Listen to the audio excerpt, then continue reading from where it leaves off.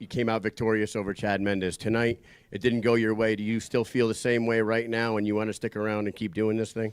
I think bare knuckles is the fastest growing sport in the world, and it's going to be. I think we'll be number 2 very soon.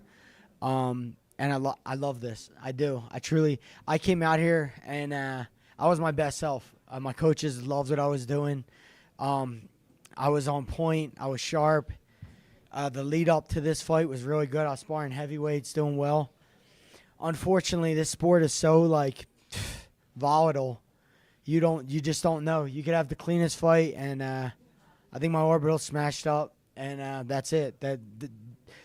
That's all she wrote. It fucking sucks, man, because it was a good show. The fans won tonight. I didn't win, but the fans won. So, Eddie, that first round, you were like front foot heavy. Yeah. You were leading with your punches, doubling up. You took very little damage. Were you surprised that Mike Perry was just walking into your combinations the way he was?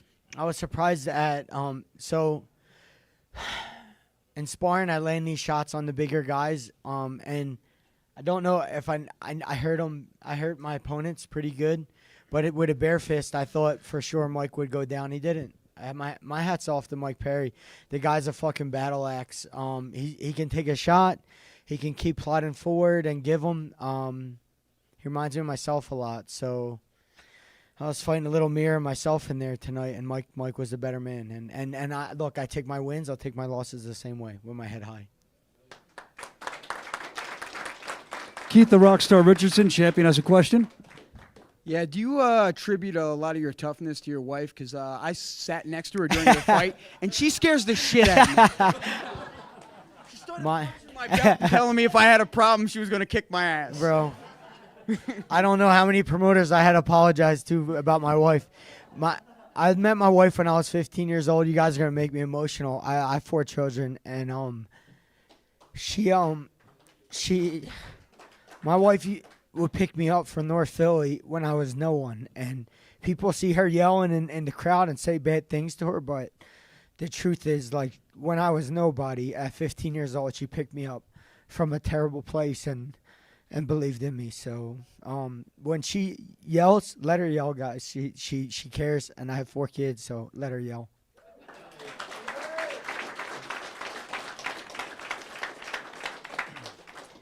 Hey there, Eddie. Tylen from the Weekly Bust right here. So I was the only one personally from my crew that had you picked, and you were doing a fantastic first round. You were throwing the punches, you were leading, and you got the hooks. What was the punch, or what was the changing moment for you in that fight with Mike, considering you guys were going into the second dog even?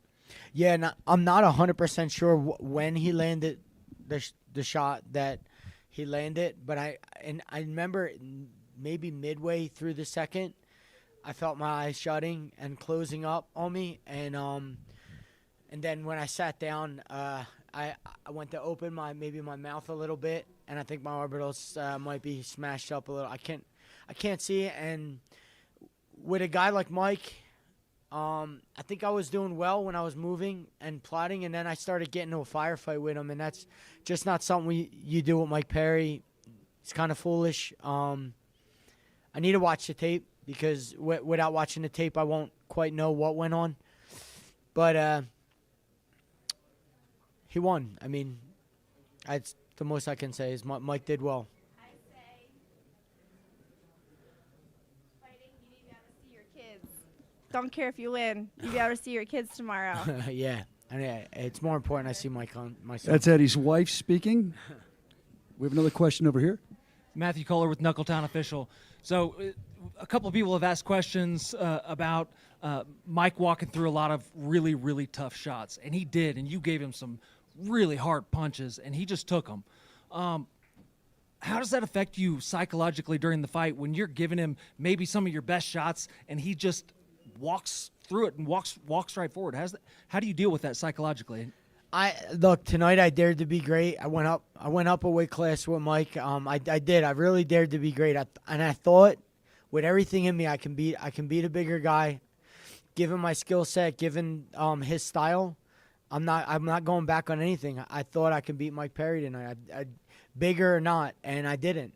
I came up short. And hey, this fucking sport, bro, that's why I love it. I've been in it. I've been on the winning side long enough, and I've been on the losing side. And the only other seat in the house is to be in the stands, and I'd be damned to do that. So I love to be inside the cage, inside the ring. Eddie, we're over here. Eddie, over here, buddy. We got one more. One more. Earlier, David Feldman was up there, and he was asked about what's next for Perry, whether it would be Mundell or Palomino. But he mentioned a rematch with you in Philly. Do you want that to be your next fight in this company? Oh, man. That'd be a beautiful motherfucking thing, I'll tell you that. Hey, one more time, Mikey, please give it to me. You come to North Philly, you do me that favor, big dog. A bonus question for you, Eddie, right here. Jordan, with different media, Eddie, huge fan. Thank you on the fight tonight. You did an amazing performance. You've been to the top of a lot of organizations. Can you talk to the kind of the difference or the nuance of this sport and as well as the organization and the technicalities of the sport? I think the biggest difference in bare knuckle and MMA, boxing, kickboxing, I don't know if there's another sport that you know you're going to take damage and you know you're going to deal with adversity and you got to be able to barrel through it. MMA, you can be the better ground guy, better wrestler. Boxing, you can be the better boxer and hang out outside. Bare knuckle, it's almost guaranteed you're going to take a lot of damage, and you got to have that kind of you got to accept that and come forward. This is not for the athletes. You can get away with being an athlete in MMA. You can get away with being an athlete in boxing. You need to be a fighter to be in bare knuckle. Ladies and gentlemen, Eddie, the Underground King Alvarez. Give it up for him. Thank you for that fight, Eddie. Thank you. We appreciate you, and we can't wait to see you back in the squared circle.